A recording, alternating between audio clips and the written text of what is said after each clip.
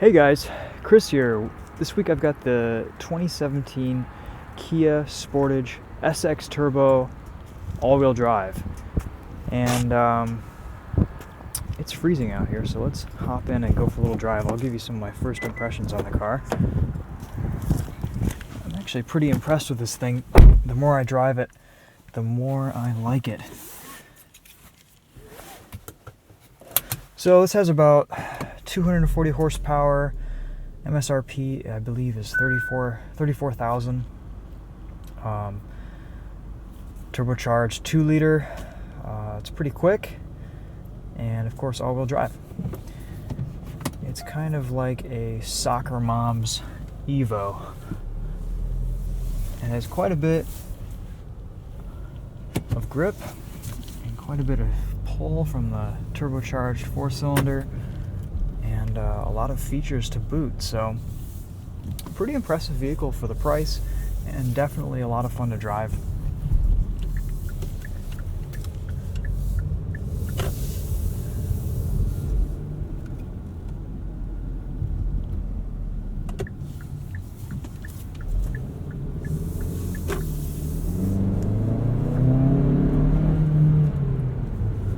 Give you a little taste there of power band.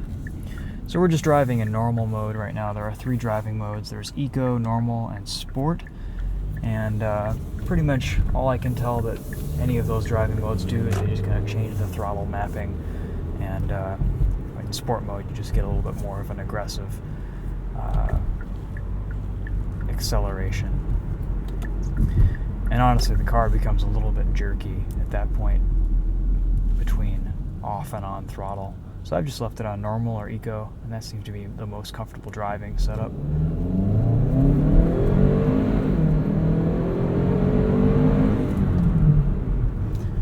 Really confident, strong brakes.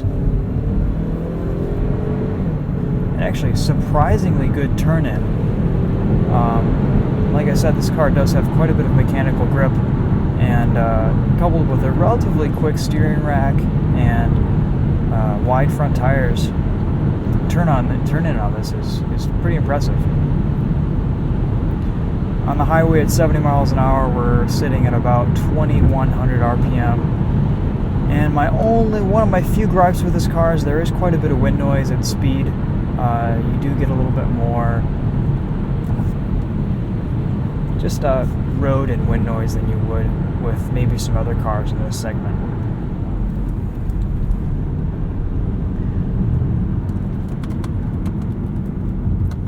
Paddles that'll let you downshift manually.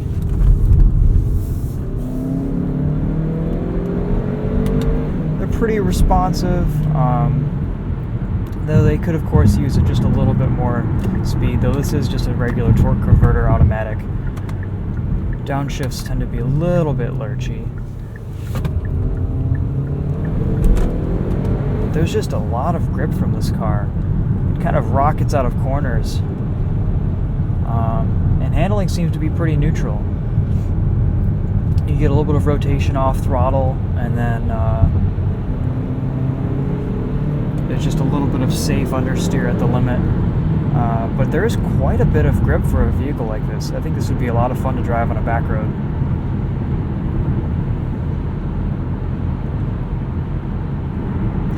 Lots of features. One of the ones that I appreciate the most this time of year is, of course, the heated steering wheel. And this has heated and cooled seats, and of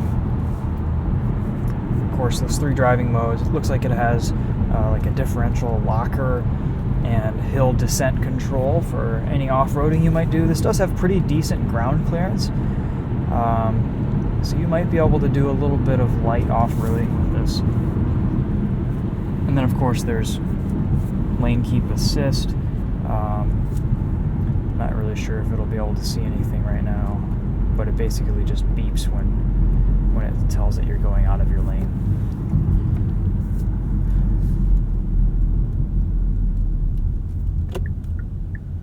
Anyway, if you're interested in all the features, there are tons of other reviews that give those details and specs. You're here to see how the car drives.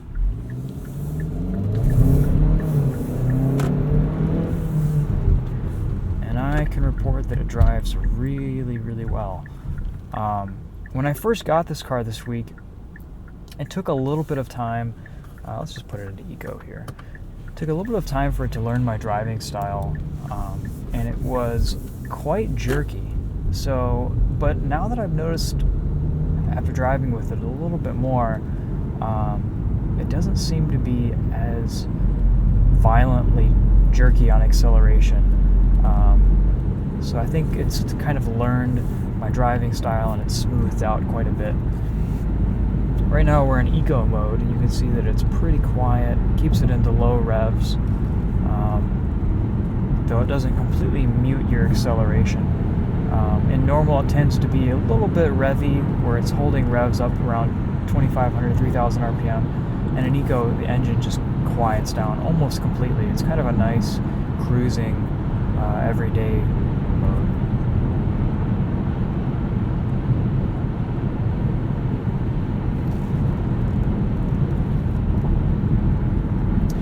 It's probably a little bit difficult to see right now, but there's also this awesome panoramic roof here, where this whole piece just kind of slides back, and you can basically see everything above you. From the back seat, it creates a really nice open experience as a passenger.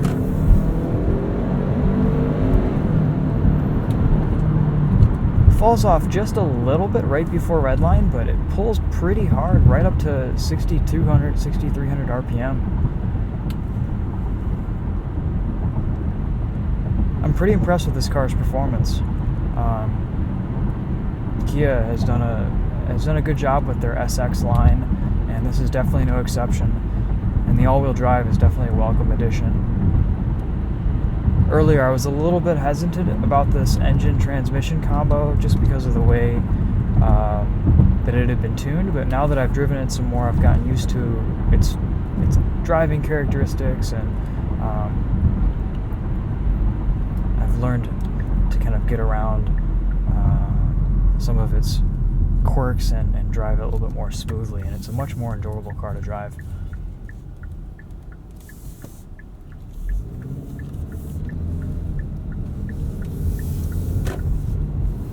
Put it into sport mode here, and I'll just kind of show you.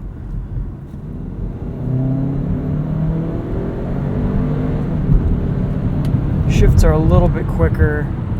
They happen with just a little bit more ferocity.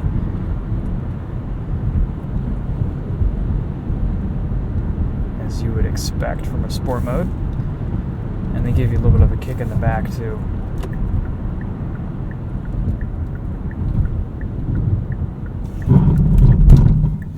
Brakes are good too. ABS doesn't kick in too early. They've got good bite.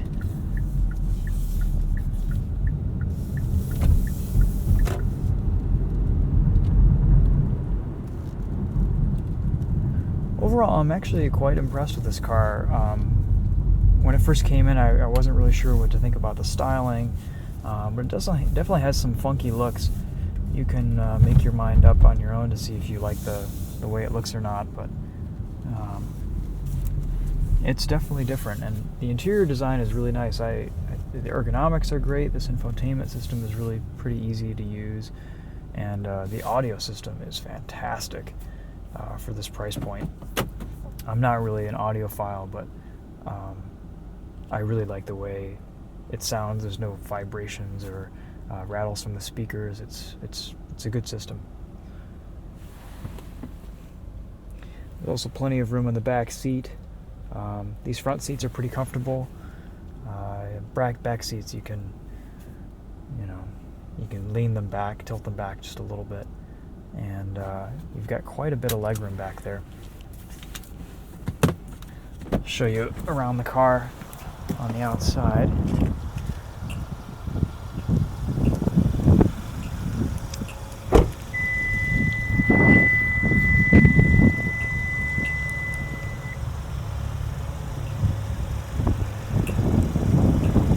Got this new front end from Kia.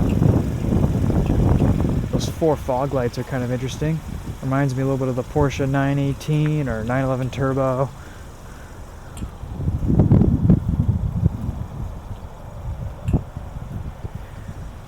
power tailgate. A lot of features that you wouldn't normally expect in this segment. Namely, the heated and cooled seats are really nice, and heated steering wheel. Just some nice luxury features that make a big difference in the overall enjoyment of the car. We've got plenty of USB ports and charging ports all over.